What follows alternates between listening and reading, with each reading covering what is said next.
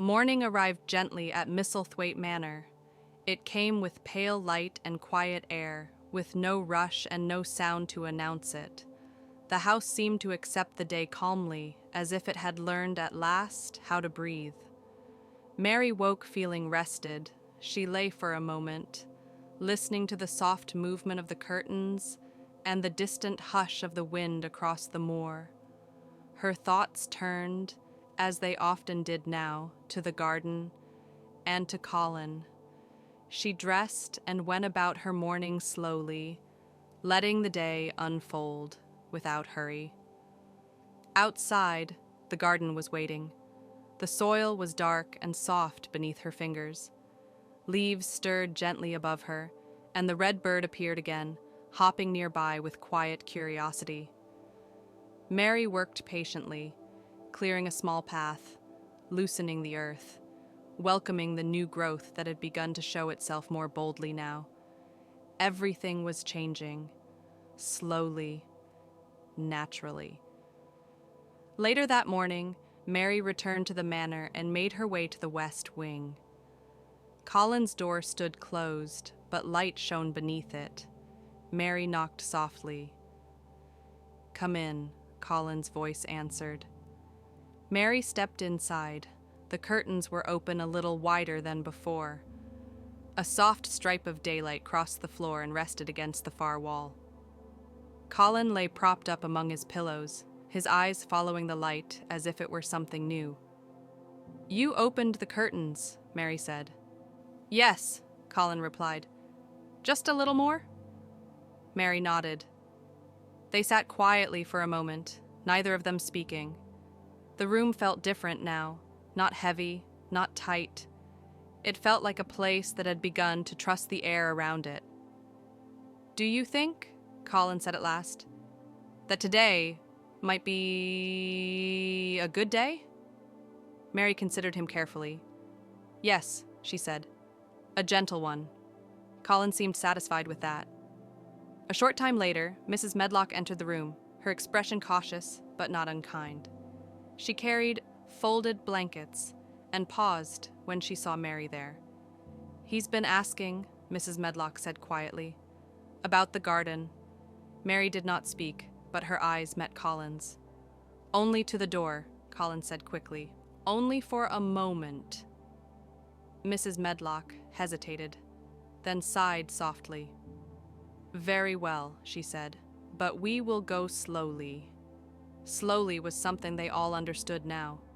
Colin was wrapped carefully in blankets and helped into a chair with wheels. He held himself very still, his hands folded in his lap, his breathing measured and calm. The corridor felt long, but it was quiet. Each turn brought them closer to the fresh air waiting beyond the door. When the door to the outside opened, a cool breeze drifted in. Colin closed his eyes. The air touched his face gently. It did not rush. It did not demand anything. It simply arrived. They stopped just outside the door. "That's far enough," Mrs. Medlock said. Colin nodded.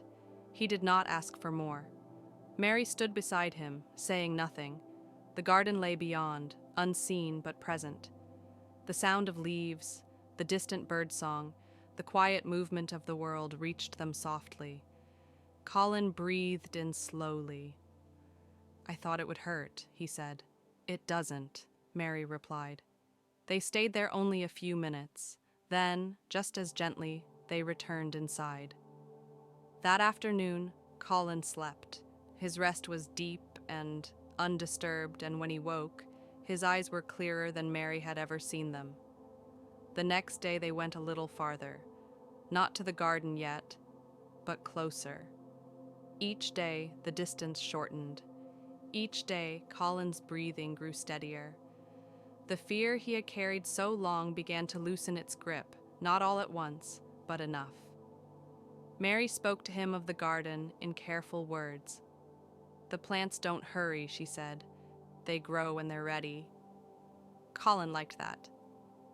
One morning, as the sky cleared and the air warmed just slightly, Mary brought the chair herself to Colin's room. "Today," she said, "we can try." Colin looked at her. "To the garden?" he asked. "Yes," Mary said, "just inside." They moved slowly along the path Mary had cleared. The ivy-covered wall stood quietly, familiar now, no longer a mystery, but a promise. Mary unlocked the door. It opened without sound. The garden greeted them with stillness. Colin's eyes widened as he took it in. The green, the light, the gentle movement of leaves. He said nothing at first. He simply looked. Mary guided the chair forward, just a little. The air inside the garden felt warmer, kinder. Birds fluttered overhead. The red bird appeared again, hopping close, unafraid. Colin watched it. "It's real," he whispered.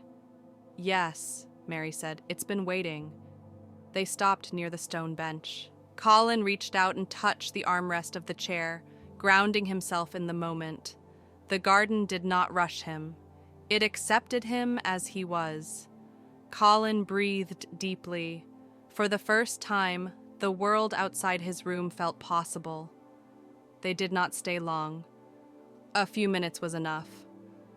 As they left, Colin looked back once more at the garden, at the light resting gently on the leaves. "I'll come again," he said. The garden, silent and patient, seemed to agree. That night, the manor slept with open windows. The wind moved freely through the halls, carrying with it the scent of earth and leaves. Somewhere, a bird settled into rest, and in his dreams Colin walked, not far, not fast, but freely, beneath the open sky of a place that had been waiting just for him.